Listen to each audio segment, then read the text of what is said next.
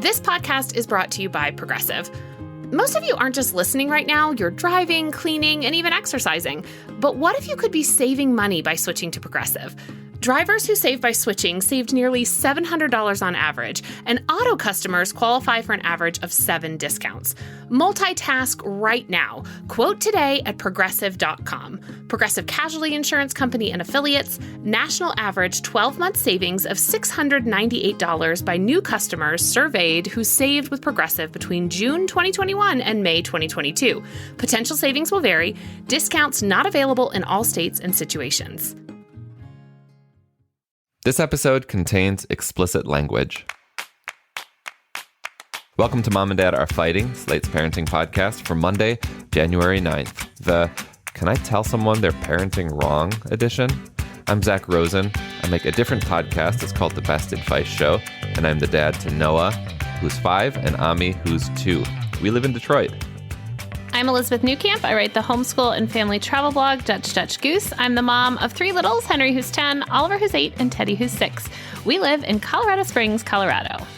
I'm Jamilah Lemieux, a writer, contributor to Slate's Care and Feeding Parenting column, and mom to Naima, who's 9 3/4, and we live in Los Angeles, California. Today on the show, we've got a question from a non-parent, but it's a really good question, and we just love that non-parents are listening to the show. They are a vital part of our audience, and we learn so much from them. We'll get to that, but first, it's time for the mailbag.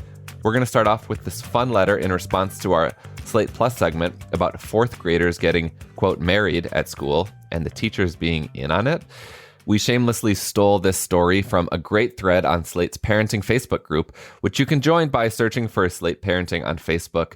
It's really active. Anyways, here's the letter. This topic brought up such a repressed memory for me. I went to a Catholic elementary school that was attached to a nursing home. In 4th grade, we had adopted grandparents at the nursing home who we would visit once a week. At some point, we put on a wedding for them, and everyone in the class had a part. The husband and wife were chosen because they were the closest in height and made a cute couple, if I remember correctly. I don't believe they were dating or anything, but all the girls definitely had a crush on the husband, so we were a little jealous of the wife. I think I was a bridesmaid. But this whole thing was orchestrated by our 4th grade teacher, who was, wait for it, a nun. She was definitely the driving force behind it, but our parents had to be super involved because I definitely remember us dressing up for it. And we normally wore uniforms. Anyway, the 90s were wild, man. I mean, wild That indeed. is very wild. I went to Catholic school, and so I feel like with nuns, this is very on par, right? I mean, that they were chosen because they were the closest in height and made a cute couple. That is so I mean, that's weird. how they choose Mary and Joseph for the nativity. It's usually which boy and girl are the closest and which boy will stand next to a girl without saying ick. Those are the qualifications. That's how I chose my wife, based on height. I'm looking for someone about my size. Next, we've got some additional advice for managing screen time. This is in response to our Solving Screen Time Struggles edition, and the question was about an 8-year-old who will watch TV for hours a day if he's left to his own devices. Literally devices. Here's our letter. Hi, Mom and Dad. While our house has some screen time limits, we've had greater success with making it a freely available resource so that there's no panic watching. As a result, my kids seem to accept limitations pretty easily because they know there will be more TV later on in the future. Conversely, we have friends whose parents hold the reins on screens very tightly, and some of those kids become zombies when a screen is around, or obsessively seek the screen out as a forbidden fruit. One of my friends tried the checklist of requiring certain activities before screen time, and it incidentally put screen time on a pedestal, making the obsession worse. I just wanted to give the letter writer permission to make screens freely available during certain times so that their child feels comfortable turning it off on their own. It has been really great for our family. Thanks. Love the show and appreciate y'all. You know, I think all this advice is so helpful because what works for your family is always so different, right? Like every kid is different, every family is different. And I think a lot of parenting is the throw the spaghetti on the wall and see what sticks. And so if you feel like you can make it freely available and your child can learn to turn it off, great. If you have a kid that's just never going to happen, then try something different. Yep. Yeah, how satisfying that must be to just watch your kid turn off their screen and walk away. I would love to watch my child turn off his screen and walk away. We also have this lovely note. I wanted to share a quick note of gratitude to Zach for a recent recommendation. He mentioned the Arthur podcast, and I downloaded it before a couple recent trips, hoping to get the kids interested. We ended up being busy, or the kids were in the mood for a podcast during the trips. Unfortunately, we were rear-ended on New Year's Day and spent an hour in the car waiting for the next steps, insurance, police, etc., after the accident occurred. I needed something to entertain the kids while I was understandably shaken up and trying to take care of business on a busy street in a big city on a cold day. I don't remember anything about the podcast episode we listened to, but my kids have been hooked on all things Arthur since that day. They revisited the show, have expressed interest in the podcast, and were playing on the app. Parenting is hard, and you may not expect your recommendations to have this much meaning, but it was such a lifesaver on a very difficult day. We are all physically fine after the accident and taking it easy at home.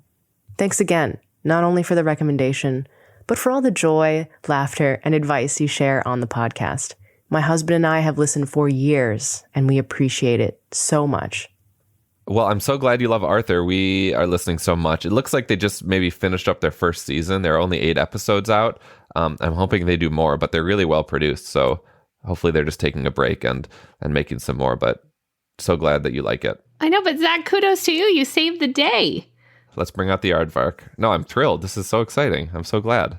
Finally, we also got this little short tip from a listener about finding and pinpointing what activities kids want to try and which ones they want to actually pursue. This was in response to a young girl who wants to do all the activities all at once. The YMCA or similar is an amazing way to test out a week of each of these. Let her try them all over summer and then see what sticks. We did this last year with my 5-year-old, and I was surprised and delighted to see her pick out stuff that I wouldn't have guessed would be her favorite. I mean, brilliant. This is a great idea. Yeah, the YMCA is great. Such a great resource. It's really fun to stay at the YMCA. Sorry. Thank you again to everyone who's written to us. We genuinely love getting and sharing your advice and messages. If you ever have something to share or a question of your own, send us a voice memo or an email to momanddad@slate.com. All right, we're going to take a quick break before we hear today's listener question. Stay right there. It's hard to stick with working out. I know it from experience. For the first several years of being a parent, I just couldn't get my act together. I tried different things. I tried joining a gym, but I tried Peloton starting over a year ago, and honestly, it's working. It's actually working. I do Peloton classes up to 5 times a week, never less than 3. It's like really the only time in my life I've been able to exercise several times a week. I have Peloton to thank for it. I mean, you know that Peloton makes bikes. I actually don't have a bike. They are so much more than just the bike. They also make treadmills, which I also don't have. I just do their classes, like yoga, strength training, high-intensity interval training, and boxing. I love these classes. I know what is realistic for me, so I just do like 10 minutes for each workout. Try Peloton risk-free with a 30-day home trial. New members only. Not available in remote locations. See additional terms at onepeloton.com/home-trial. Support for this podcast comes from Wise, the universal account that lets you send, spend, and receive money internationally. With one account for over 50 currencies, who exactly is Wise made for? It's made for jet setters and slow travelers, for seeing old friends in new places. Wise is made for business in the city and pleasure on the coast, for studying abroad and supporting your little brother's schooling back home. Wise is made for people without borders who want to live truly global lives with ease. You see, with Wise, you always get the mid-market exchange rate whenever you convert or spend different currencies. There are no markups and no hidden fees. That's pounds to pesos, dollars to dong, just like that. Helping you save on currency conversion wherever your money takes you. Wise, it's the account that's made for the world. Join 13 million customers and learn how the Wise account could work for you at wise.com/slate. We are back and ready to hear our listener question, which is being read by the wonderful Shasha Leonard. Dear Mom and Dad Are Fighting. I am one of those weirdo non-parents who listens to the show. And I love it. I work with a lot of kids in groups and individually as a drama therapist, and I have a fair amount of professional interaction with parents. I have a question that I would know the answer to if it happened in a professional situation, but this is a personal one. My husband and I have a couple whom we are friends with, and they have a 4-year-old daughter, and I hate how they parent her. It doesn't rise to the level of abuse, but I believe it is damaging. They are constantly overstimulating her with instructions, corrections, I think overcorrections, praise, and basically they never stop talking at her and give her little time to talk herself, unless it is a commanded performance. They expect her to be still and quiet in ways that are impossible for a healthy 4-year-old. And I hate being around it. And I feel so bad for this little girl who is clearly, maybe I'm projecting, stressed out by all of this. I say they, but honestly, it's the mother, and she sort of treats the father the same way. We have them and another couple over for an annual holiday meal, and I would much prefer just to invite the kids and have the adults stay home. I try to counteract some of this when they are at my home by interacting directly with her in a way that does not contradict her parents. Maybe offering drawing materials, listening to what she's saying, small things. More context, these are old friends of my husband's who have become friends of mine, but who we have drifted somewhat apart from over the years. Also, the mother in question, while in no way an unintelligent or unsuccessful woman, is the only one among us who is not college educated. I think there's some class or education anxiety at play, complexities of which I understand to a degree, but not fully because I am a US/German expat in London, and boy, is the UK class system complex in a way that goes beyond what I know from the US and Germany. I hope that they are more relaxed parents when there is not an audience, but the mother's corrections are loud enough and performative enough that when we are in public, it feels like she's performing to the whole world. Do I say anything? I absolutely would, with kindness and compassion, if this were a parent of a child I encountered professionally, but here it feels as if I would be overstepping. But I want to stand up for this little girl, and if I don't say anything, is it okay to forever cancel the annual gathering we host and that they expect so that I am minimally exposed to this going forward? Signed, that bitchy non-parent who judges. Great question. This is such a great question. My answer kills me because there's nothing I love more than giving people like resources or suggesting solutions to their problems. But assuming that you absolutely feel that this is not an abuse or neglect situation, I just think you can't say anything. I think that parenting styles are different, that being a parent is super hard. And when I was reading this question, I just kept thinking about Amy Poehler in her book, Yes, Please, says basically, good for her, but not for me. And I just feel like, particularly as women, we have a tendency to think, I don't know if it's self-preservation or think like, well, this is what's best, or like if I were parenting, it would be this way. Now, certainly it seems like you have some professional advice you could offer, but I think that you would have to be in a situation in which they are asking for advice, or that you have a relationship in which you can give the advice and understand that if they don't take it, that you can walk away and say, this is what I would do differently, but it's your child and your life. And I just don't think in this situation that you can sort of without being invited say, I don't think you are doing these things right. Again, all of this I think goes out the window if you believe that this child is being neglected or abused. Like if there's some kind of emotional abuse going on, that you could certainly say something. But at least from what I read in the description, it feels a little bit like it is just that you would do things differently, that they're micromanaging too much, and that you would allow more freedom. And again, I think you could ask like, this person, you know, like, how's it going with parenting? You could try to invite that conversation. I also think it's okay, though, if that means that you need to leave the situation, like that you need to not be with this parent. then that is okay. But it also sounds like you're only getting together once a year. So if once a year you have a good interaction with this child and you're modeling that good behavior, maybe that's really good, right? Like, are you giving this child another touch point that maybe provides them this opening? Like, could you continue to do this once a year just to have that touch point? But I just think, you guys, you just telling other people how to parent without invitation when there's nothing really wrong, I just feel like it's not very pro mom or parenting. I don't know. What do you guys think? Less than it being anti-mom or anti-parent, I guess my bigger concern is just that this family seems unlikely to listen to you. Like that you do work with children, which gives you some bona fides, but you're not a parent and you all aren't terribly close. So I just imagine them being really defensive, especially, it seems that the mother has some class anxiety already. If that connects to how she feels about you, or feels that she's judged by you or that she's somehow inadequate because she doesn't have a degree compared to you.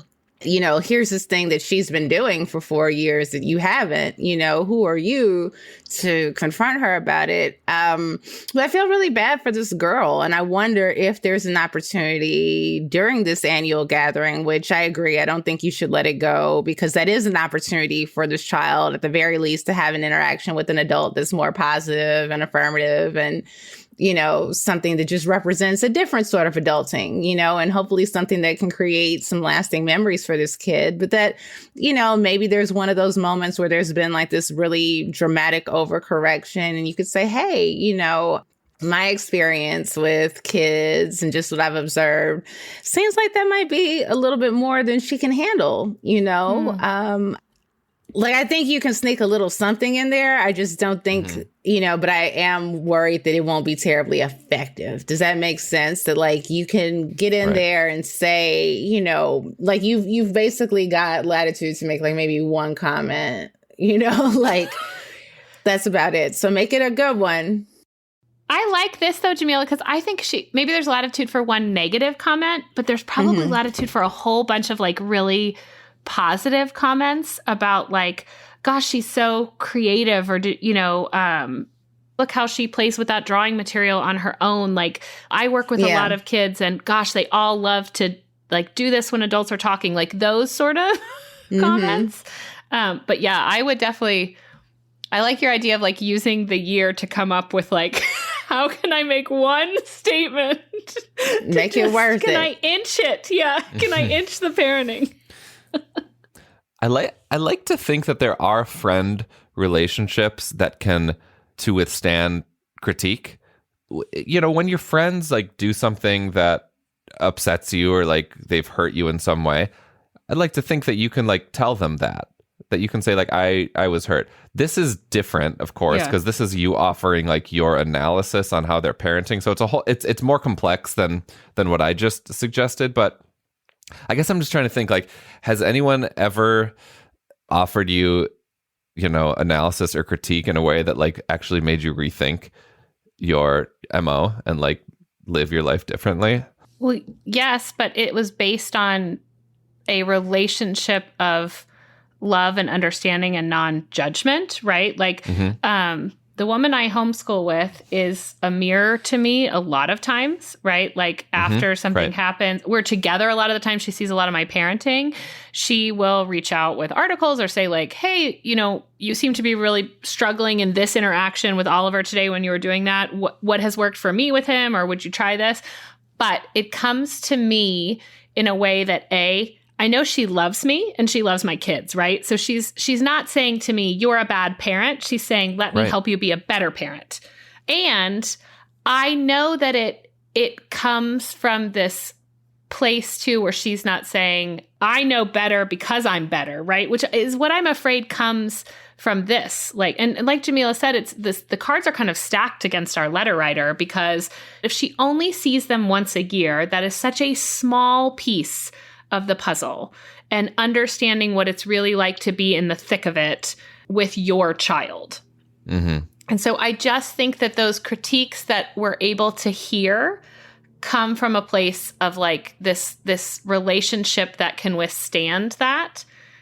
Because the defensive wall, anytime someone tells you something negative, you put up that defensive wall. So do you have the relationship that can take it down, right? That your self-talk is saying, this person is saying this because they love me, not because they don't like me or they think I'm doing something wrong. They want me to succeed.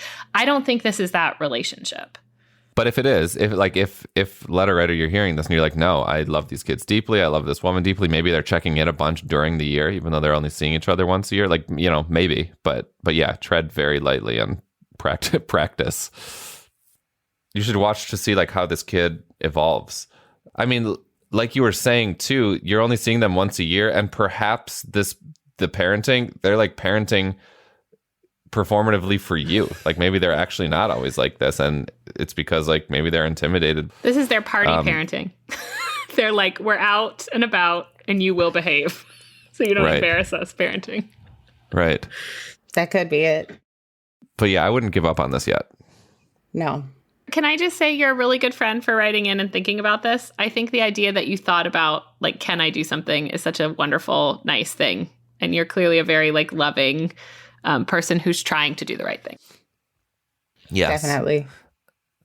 And conversely, unlike you, I want listeners to remember that we are trying to collect stories of parents who have been critiqued in public by just wacky strangers. So like we want those stories, and we would love them to be sent as a voice memo. So if anyone has ever like come up to you and just like criticize your parenting, someone you don't know, we want to hear those stories because we'd love to put together a segment on that. There's a pretty active thread going in the Facebook group. So send us that voice memo to momandad@slate.com. But bitchy non-parent who judges, we hope this helped, and please do let us know how it goes. Everyone else, if you have advice for our letter writer, you can also let us know that by emailing us at momandad@slate.com. Okay, it's finally time for recommendations. Elizabeth, what are you recommending? Okay, I am passing on a recommendation that we received from our occupational therapist that has made toothbrushing so much easier. I have one child, Oliver, who the toothpaste is spicy, right? Even if we get the other kinds, he doesn't really like it. It's like a lot of sensation. Yeah. Teddy is pretty good and lets us kind of do it. Henry's been great for years, which is lovely.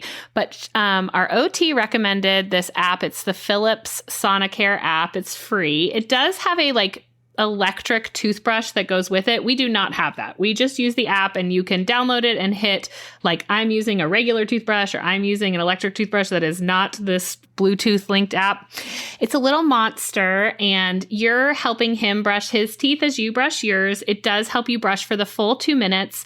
You can pause it, and he's constantly telling you like, hey, feel free to pause and, like spit, and they can push the pause and then we stop, right? So it's giving them some control, but it's got a cute little animation. You're brushing this monster's teeth, and every time you complete a successful brushing, sometimes he gets a food, sometimes he gets an accessory. Anyway, it makes it really fun. Instead of saying like, hey, it's time to brush your teeth, we say like, hey, your monster needs brushed. And so that seems to also just help the process. They have the app for like every type of phone, tablet, whatever. I was able to find them all on there, and you can have, for all your different kids to just choose their monster. And it's really just made this like more fun. Jeff's a little annoyed because he's like, it's one more step. Like now we need a phone to brush, teeth. But to me, it's not fighting, and we're getting in really good teeth brushing with the kids. So that's the Philips Sonicare app. Cool. They've got an app for everything. I know. Jamilah, what are you recommending? I'm recommending a book that I'm reading now called Red Lip Theology by Candice Marie Benbow.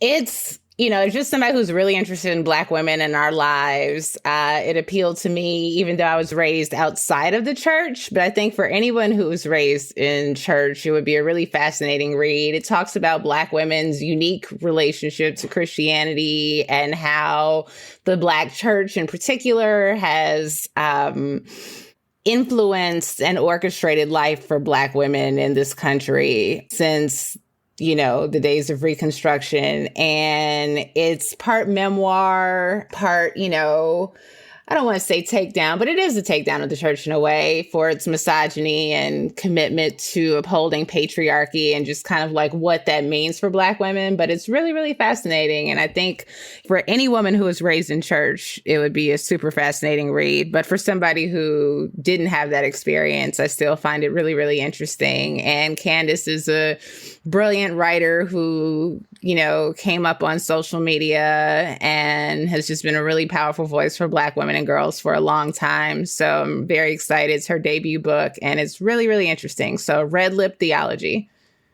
Is it helping you with your book? It is. It is. Because one of the things that, you know, I'm writing about is what it's meant to be raised outside of the church and how that can be kind of an isolating experience as a Black woman because Christianity is so central to our collective identity and experiences. And so not being intimately familiar with all the ins and outs of that has made me feel like an outsider at times. Yeah. Cool. I'm going to do a really basic recommendation, but it's one that I've been struggling with.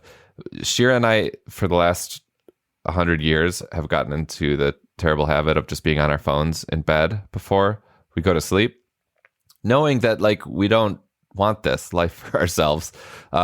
Sometimes we watch a show or a movie, but most of the time we're just like sitting there on our phones and it's just soul sucking. And then last night we were like, let's read an actual book. Remember actual books? Mm-hmm. Which like we brought on our trip up north with us, but actually didn't do because we've just kind of been habituated out of holding a book and reading it and valuing that time. So last night we put our phones away and we just sat there side by side reading our own books. And it was incredible.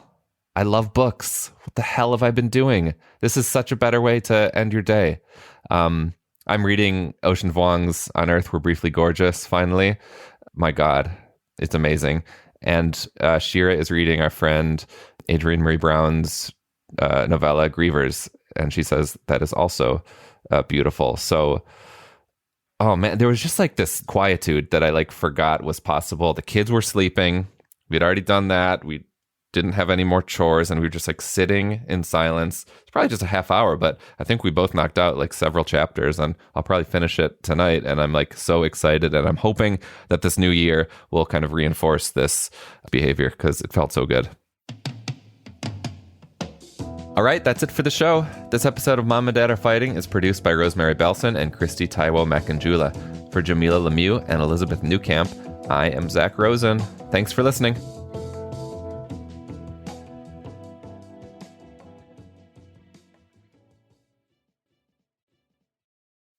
It's hard to stick with working out, but with a variety of products and classes, Peloton makes finding the motivation easy. Peloton has the best playlists and tons of different music genres. Whether you're in the mood for a 90s pop ride or a soulful power walk, Peloton's got you covered. And whether you exercise daily or you're new to working out, Peloton can help you achieve your fitness goals. Try Peloton risk-free with a 30-day home trial. New members only, not available in remote locations. See additional terms at onepeloton.com/home-trial.